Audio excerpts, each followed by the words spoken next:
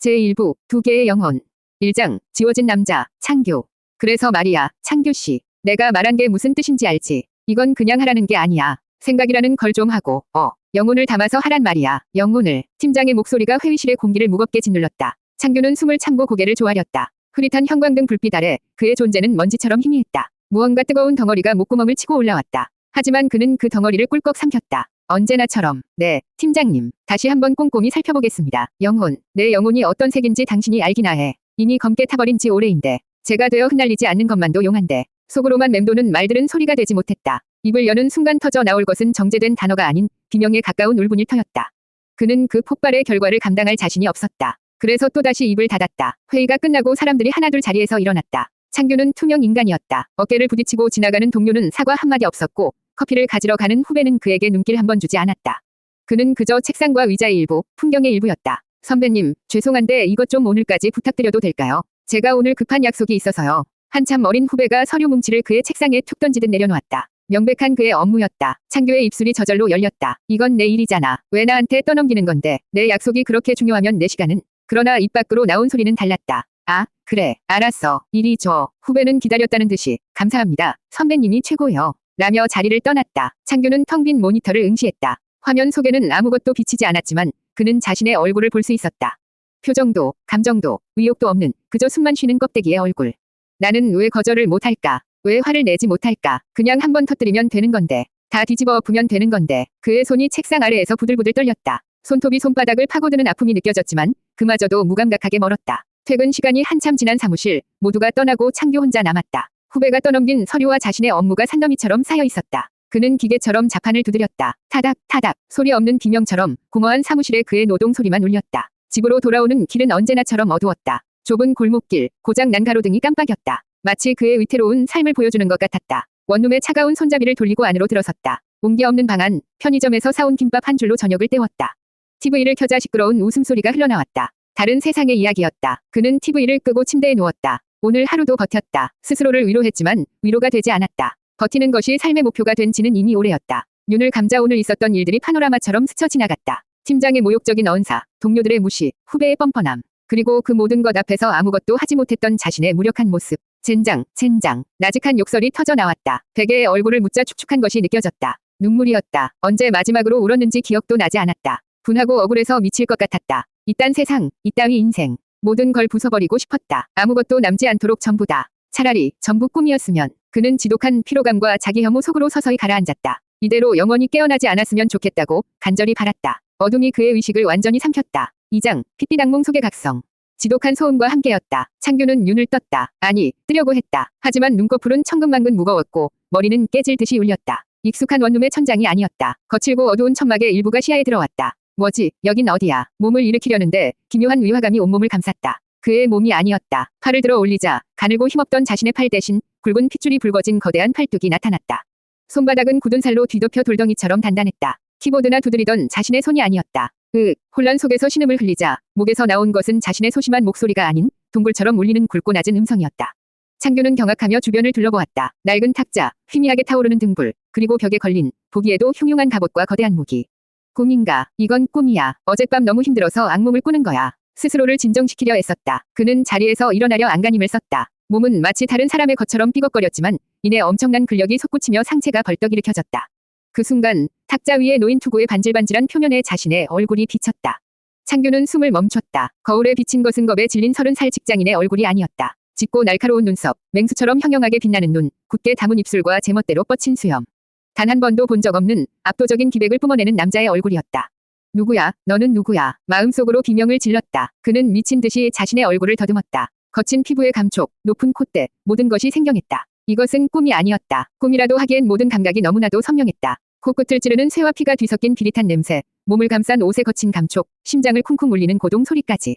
그때 천막 밖에서 다급한 목소리가 들려왔다. 장군, 일어나셨습니까? 적들이 관문 앞으로 다시 몰려들고 있습니다. 장군, 누구를 부르는 거야? 나. 창규가 채 상황을 파악하기도 전에 천막이 거칠게 열리고 갑옷을 입은 병사 하나가 뛰어들어왔다. 병사는 그를 보더니 다급하게 고개를 숙였다. 여 장군, 어서 출진 준비를 하셔야 합니다. 화웅 장군께서 홀로 버티고 계시지만 적들의 기세가 만만치 않습니다. 여 장군, 여포. 창규의 머릿속이 하얗게 비었다. 그는 아무 말도 할 수 없었다. 겁에 질린 그의 영혼은 이 거대한 육체 안에서 비명을 지르며 떨고 있었다. 도망치고 싶었다. 숨고 싶었다. 이건 말도 안 되는 상황이었다. 하지만 그의 몸은 그의 의지와는 상관없이 움직였다. 시끄럽다. 낮고 위압적인 목소리가 저절로 터져나왔다. 그 목소리의 병사는 물론 창규 자신도 소스라치게 놀랐다. 몸이 스스로 일어서더니 벽에 걸린 갑옷으로 향했다. 익숙하다는 듯 거대한 손이 갑옷의 끈을 거칠게 움켜쥐었다. 안 돼. 멈춰. 나는 싸울 줄 모른다고. 나는 그냥 회사원일 뿐이야. 창규의 이성은 필사적으로 저항했지만 몸의 주도권은 그에게 없었다. 이 육체에 깃든 야수와도 같은 본능이 그의 영혼을 억누르고 있었다. 병사가 갑옷 입는 것을 돕자 창규는 온몸에 묵직한 강철의 감각이 덮쳐오는 것을 느끼며 공포에 질렸다. 갑옷을 모두 입은 그는 천막 한쪽에 세워진 거대한 창, 방천하극을 집어들었다. 창이 손에 잡히는 순간 창규는 기묘한 전율이 온몸을 훑고 지나가는 것을 느꼈다.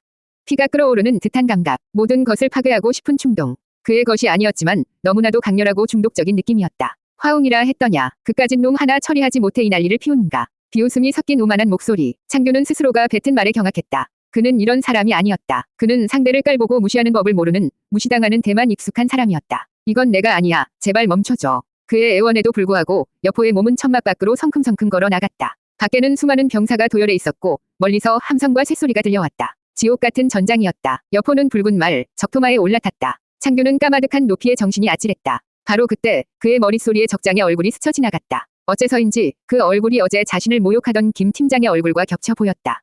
순간 창규의 내면 가장 깊은 곳에 웅크리고 있던 시커먼 분노가 고개를 들었다. 그 분노는 여포의 야수 같은 본능과 뒤섞이며 거대한 불길이 되어 타올랐다. 모조리 죽여버리겠다. 그것은 여포의 목소리였지만 동시에 창규에 억눌렸던 절규이기도 했다. 그는 자신 안에서 두 개의 자아가 격렬하게 충돌하며 하나로 녹아드는 것을 느끼며 생애 처음으로 전장을 향해 달려나갔다. 제1부 두 개의 영혼. 3장 나는 여포 그리고 창규. 말의 등은 하나의 살아있는 대륙 같았다. 쿵쿵쿵. 거대한 심장이 발굽을 통해 땅을 울리며 창규의 온몸으로 그 진동을 전해왔다. 귓가를 스치는 바람은 날카로운 비명 같았고 손에 들린 거대한 창은 그의 팔을 찢어버릴 듯이 무거웠다. 멈추라고. 제발 좀 멈춰. 마음속에서 창규의 영혼이 절규했다. 하지만 이 거대한 육체는 그의 통제를 벗어나 있었다. 마치 잘 짜인 연극의 주연 배우처럼 몸은 스스로 역할을 수행하고 있었다. 그의 위지는 3등석 구석에 앉아 벌벌 떠는 관객에 불과했다. 사수관의 성문이 열리고 그의 앞에는 끝없이 펼쳐진 적진이 나타났다. 수만 개의 창날이 햇빛을 받아 번뜩였고 무수한 깃발들이 바람에 나부끼며 살기를 토해냈다. 창규는 숨을 쉴 수 없었다. 저 인파 속으로 뛰어드는 것은 자살 행위였다. 안 돼. 저긴 안 돼. 나는 그냥 평범한 회사원이라고. 그의 바람과는 달리 몸은 익숙하게 고삐를 쥐고 천천히 전장으로 나아갔다. 그의 등 뒤로 동탁군의 함성이 터져나왔다. 여 장군이시다. 봉선 장군께서 나오셨다. 그 함성은 창규에게는 사형 선고처럼 들렸다. 그는 고개를 들고 적진을 바라보았다. 적진의 가장 앞에서 유독 화려한 갑옷을 입고 거들먹거리며 말을 탄 장수 한 명이 눈에 들어왔다. 그는 이쪽을 향해 손가락질하며 무언가 외치고 있었다. 거리가 멀어 잘 들리진 않았지만 그 오만하게 치켜 올라간 입꼬리와 상대를 깔보는 듯한 눈빛은 너무나도 익숙했다. 팀장님, 창규의 심장이 쿵 하고 떨어졌다. 김 팀장이었다. 자신에게 보고서 쪼가리를 던지며 영혼을 담으라고 모욕하던 회식 자리에서 모두가 보는 앞에서 자신을 조롱거리로 만들던 바로 그 얼굴.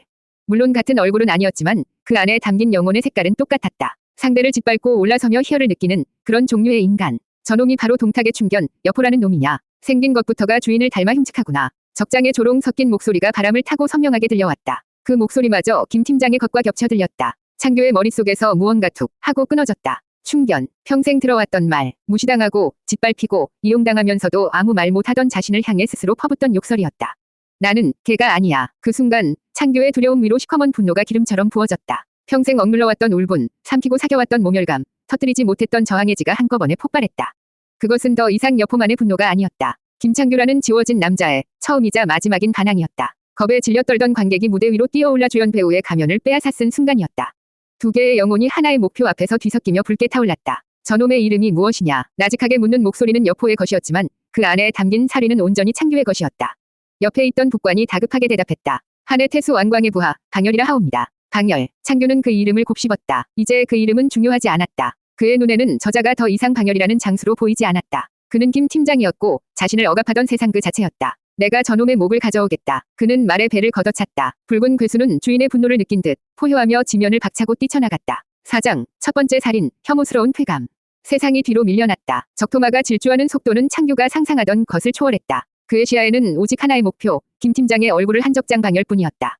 길을 막는 병사들은 마치 존재하지 않는 것처럼 느껴졌다. 비켜라, 벌어지더라. 여포의 몸이 포효했다. 손에 들린 방천화극이 그의 의지대로 움직였다. 아니, 위지보다 더 빠르게, 본능적으로 움직였다. 창날이 허공을 가르는 소리가 섬뜩하게 울렸다. 그의 앞을 막아선 병사 하나가 비명도 지르지 못하고 목이 베어 날아갔다. 툭, 무언가 말 안장 위로 떨어졌다. 창규는 고개를 돌려 그것을 확인했다. 사람의 머리였다. 눈을 부릅뜬 채 입을 벌리고 굳어버린 얼굴. 창규의 의장이 뒤틀렸다. 토할 것 같았다. 내가 지금 무슨 짓을. 하지만 몸은 멈추지 않았다. 오히려 피를 맛본 맹수처럼 더욱 거세게 날뛰었다. 창을 휘두를 때마다 뼈와 살이 부서지는 감각이 팔을 통해 고스란히 전해졌다. 뜨거운 피가 그의 갑옷 위로 분수처럼 뿜어져 나왔다. 창규의 이성은 마비되었다. 그는 이 끔찍한 사륙의 현장에서 눈을 감고 싶었지만 그럴 수 없었다. 그의 눈은 그 어느 때보다도 선명하게 모든 것을 보고 느끼고 기억했다. 그리고 마침내 방열의 앞에 도달했다. 내 이놈, 건방지게 혼자서 오다니 죽고 싶어 환장했구나. 방열이 거대한 도끼를 휘두르며 달려들었다. 창규의 눈에는 그 모습이 보고서를 집어 던지며 자신에게 고함치던 김 팀장의 모습으로 보였다.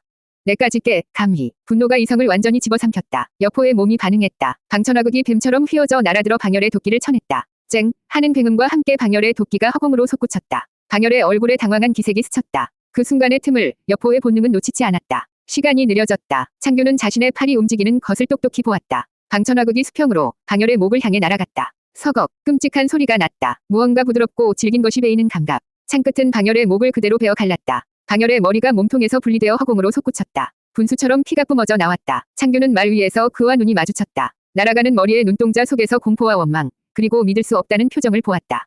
내가 사람을 죽였어. 차가운 현실이 그의 머리를 후려쳤다. 그는 살인자였다. 온몸에 피가 식는 것 같았다. 손에서 창을 놓고 싶었다. 이 자리에서 당장 무릎 꿇고 용서를 빌고 싶었다. 바로 그때였다. 가슴 깊은 곳, 평생을 그를 짓눌러왔던 차가운 응어리가 스르르 녹아내리는 느낌이 들었다. 답답했던 목구멍이 탁 트이고 시원한 공기가 폐부 깊숙이 들어왔다. 어깨를 짓누르던 무거운 짐이 사라진 듯한 해방감. 부당한 모욕에 아무 말도 못하고 억울한 일을 당해도 속으로만 사겨야 했던 지난날의 모든 울분이 눈앞의 시체를 통해 빠져나가는 듯한 쾌감. 그것은 혐오스럽고 끔찍하며 동시에 너무나도 달콤한 감각이었다. 창규의 입에서 나직한 신음이 터져나왔다. 안 돼. 이런 걸 느끼면 안 되는 거였다. 자신은 괴물이 아니었다. 하지만 몸은, 영혼은 정직했다. 기분이 좋았다. 너무나도. 크하하. 광기 어린 웃음이 터져나왔다. 여포의 웃음이었지만 그 희열은 창규의 것이었다. 그는 허공에서 떨어지는 방열의 머리를 창끝으로 정확히 바닥꿰었다. 적들은 저마다 겁에 질린 얼굴로 그를 쳐다보았다. 창규의 눈에 그들의 얼굴이 겹쳐 보였다. 자신을 무시하던 동료들, 뒤에서 비웃던 사람들, 힘들 때 외면했던 모든 이들. 아직 부족해. 쾌감에 중독된 뇌가 속삭였다. 이 희열을 더 맛보고 싶다고. 이 해방감을 놓치고 싶지 않다고. 창규는, 아니, 여포는 피 묻은 창끝에 꿰인 머리를 높이 들어 올리고 겁에 질린 적들을 향해 겨눴다. 다음은 누구냐. 그의 외침을 신호로 지옥의 두 번째 막이 올랐다. 그는 더 이상 주저하지 않았다. 혐오감은 쾌감 뒤로 숨었고 이성은 본능의 노예가 되었다. 그는 자신의 과거를 지우듯 눈앞의 생명들을 지워나가기 시작했다. 제1부, 두 개의 영혼. 5장, 거울 속의 괴물. 전장의 소음이 파도처럼 멀어졌다. 창규는 자신이 어떻게 막사로 돌아왔는지 기억하지 못했다. 그의 귀에는 여전히 살점이 찢어지는 소리와 뼈가 부서지는 감각이 생생했다. 온몸은 다른 사람의 피와 자신의 땀으로 질척거렸다. 코끝에서는 비릿한 피 냄새가 떠나지 않았다. 장군, 위대하십니다. 하늘이 내린 신이십니다. 장군의 용맹 앞에 적들은 추풍낙엽과 같았습니다. 부하들의 열광적인 찬사가 그를 향해 쏟아졌다. 하지만 그 소리는 유리벽에 막힌 것처럼 공허하게 들렸다. 창규는 그들의 얼굴을 마주볼 수 없었다. 그는 고개를 숙인 채 갑옷이 부딪히는 소리를 내며 자신의 막사로 향했다. 그가 지나가는 길마다 병사들이 경외에 찬 눈빛으로 고개를 숙였다. 보지 마. 그렇게 쳐다보지 마. 나는 당신들이 생각하는 그런 영웅이 아니야. 막사 안으로 들어와 천을 내리자 세상과 단절된 것 같은 짧은 평온이 찾아왔다. 그는 비틀거리며 막사 중앙에 놓인 탁자까지 걸어갔다. 손이 부들부들 떨렸다. 그는 손을 내려다보았다. 보고서를 만들고 커피를 타던 그저 평범했던 손. 지금 그 손은 붉고 검은 피딱지로 뒤덮여 있었다. 헛구역질이 치밀어 올랐다. 그는 탁자 위에 놓인 물그릇으로 달려가 미친 듯이 손을 씻었다. 찬물이 피와 엉겨붉은 흙탕물처럼 변해갔다. 아무리 씻어내도 피비린내는 가시지 않았다. 마치 냄새가 아니라 기억 그 자체인 것처럼 그의 후각에 달라붙어 있었다. 씻어내야 해. 전부 다. 이건 내가 한 게 아니야. 그놈이 한 거야. 그래, 여포라는 이 몸뚱이가. 스스로를 필사적으로 변호하며 고개를 들었을 때였다. 물그릇의 수면에 흔들리는 등불빛 아래로 그의 얼굴이 비쳤다. 창규는 숨을 멈췄다. 거기에는 겁에 질려 어쩔 줄 모르는 김창규가 없었다. 핏방울이 뒷뺨, 광기로 번들거리는 눈, 그리고 입가에 희미하게 걸려있는 만족스러운 미소. 그것은 사륙의 희열에 취한 맹수의 얼굴이었다. 괴물의 얼굴이었다. 누구야, 너. 그의 입에서 목소리가 새어나왔다. 수면에 비친 괴물이 그를 똑바로 노려보았다. 나는 저런 표정을 지을 줄 몰라. 나는 저렇게 웃지 않아. 저건 내가 아니야. 하지만 심장이 알고 있었다. 그 쾌감, 억눌렸던 모든 것을 터뜨렸을 때의 그 해방감. 그것은 분명 자신의 것이었다. 혐오스럽고 역겨웠지만 부정할 수 없는 자신의 감정이었다. 나는 내가 아니게 되어버렸어. 그는 뒷걸음질 치다 바닥에 주저앉았다. 머리를 감싸 쥐었다. 혼란스러웠다. 두려웠다. 김창규의 이성과 여포의 본능, 살인을 혐오하는 마음과 살인을 즐기는 감각이 머릿속에서 뒤엉켜 그를 미치게 만들었다. 바로 그때 밖에서 조심스러운 목소리가 들렸다. 장군, 진궁이라 하옵니다. 잠시 들어가도 되겠습니까? 진궁, 아까 그 책사인가? 창규는 대답할 수 없었다. 무슨 말을 해야 할지 몰랐다. 지금의 자신은 누구에게도 보여주고 싶지 않았다. 하지만 그의 입은 또다시 멋대로 움직였다. 들어와라. 위험 있고 피곤함이 묻어나는 목소리. 창규는 스스로의 목소리에 소름이 돋았다. 천막이 열리고 진궁이 들어왔다. 그는 막사 안에 피비린내와 엉망이 된 창규의 모습을 보고도 표정 하나 바꾸지 않았다. 적장 방열의 목을 베고 연합군 선봉대의 기세를 완전히 꺾으셨습니다. 장군의 무인은 천하를 진동시켰습니다. 진궁이 담담하게 보고했다. 창규는 아무 말도 하지 못했다. 그저 고개를 숙이고 있을 뿐이었다. 허나, 장군. 진궁의 목소리가 조금 낮아졌다. 너무 많은 것을 베셨습니다. 항복하려는 자들까지 그들의 피가 반드시 길한 것만은 아닐 것입니다. 알아. 나도 안다고. 내가 그러고 싶어서 그런 게 아니야. 멈출 수가 없었단 말이다. 마음속의 절규는 터져 나오지 않았다. 대신 창규는 자신의 몸이 천천히 고개를 드는 것을 느꼈다. 그리고 수면에서 보았던 그 괴물의 눈빛으로 진궁을 노려보았다. 내가 하는 일에 토를 다는 것이냐. 싸늘한 목소리가 막사의 공기를 얼렸다. 진궁의 어깨가 순간 굳어졌다. 창규는 속으로 경악했다. 아니야. 그런 뜻이 아니었어. 미안해. 나는 지금 제정신이 아니야. 그러나 여포의 몸은 말을 이었다. 전장에서의 피는 승리의 대가일 뿐이다. 그 피가 두렵다면 처음부터 붓을 들지 말고 검을 잡았어야지. 물러가라. 피곤하다. 진궁은 더 이상 아무 말도 하지 않았다. 그는 깊이 고개를 숙이고는 조용히 막사를 나갔다. 혼자 남은 창규는 다시 깊은 절망에 빠졌다. 그는 이제 자신이 누구인지도 모르게 되었다. 그저 피에 젖은 갑옷 속에 갇힌 겁에 질린 영혼일 뿐이었다. 그는 거울 속 괴물에게 잡아먹히고 있었다. 6장, 김 부장, 위얼굴을 한 방열. 밤이 깊었다. 창규는 잠들지 못했다. 눈을 감으면 피에 젖은 전장이 떠올랐고 특히 마지막 순간 목이 베어 날아가던 방열의 얼굴이 눈앞에 어른거렸다. 그 얼굴은 어느새인가 자신을 괴롭히던 김 부장의 얼굴로 변해 있었다. 왜 하필 그 얼굴이었을까? 그는 전투의 순간을 필사적으로 되짚었다. 모든 것이 흐릿했지만 방열과 마주했던 순간만은 시간이 멈춘 것처럼 선명했다. 저놈이 바로 동탁의 충견, 여포라는 놈이냐. 생긴 것부터가 주인을 닮아 흉측하구나. 방열의 고함 소리가 귓가에 다시 울리는 듯했다. 그 순간 창규의 머릿속에서는 다른 목소리가 겹쳐 들렸다. 김창규 씨, 내가 시키는 거나 똑바로 할 것이지 어디서 건방지게 자기 의견을 내. 당신 같은 사람은 그냥 시키는 대로 꼬리나 흔들면 되는 거야. 지난 분기 보고서 회의 때 모두가 보는 앞에서 김 부장이 그에게 퍼부었던 폭언이었다. 모멸감에 얼굴이 화끈거렸지만 그는 그저 죄송합니다 라고 말할 수밖에 없었다. 그의 의견은 묵살되었고 그는 모두의 비웃음거리가 되었다. 꼬리나 흔들어. 그 기억은 지워지지 않는 상처였다. 방열의 외침은 그 상처를 다시 헤집는 소금과도 같았다. 분노가 심장을 다시 뜨겁게 달구었다. 전장에서 방열이 도끼를 휘두르며 달려들었다. 그 육중하고 위협적인 모습은 마치 보고서 결재판을 그의 얼굴에 집어 던지던 김 부장의 모습과 정확히 겹쳐졌다. 이따위 걸 보고서라고 썼어. 생각이란 걸 하고 사는 거야. 다시 해와. 종이가 사방으로 흩날리고 창규는 고개를 숙인 채 바닥에 떨어진 종이를 주워야 했다. 주변 동료들의 동정 어린 혹은 한심하다는 듯한 시선이 등 뒤에 비수처럼 박혔다.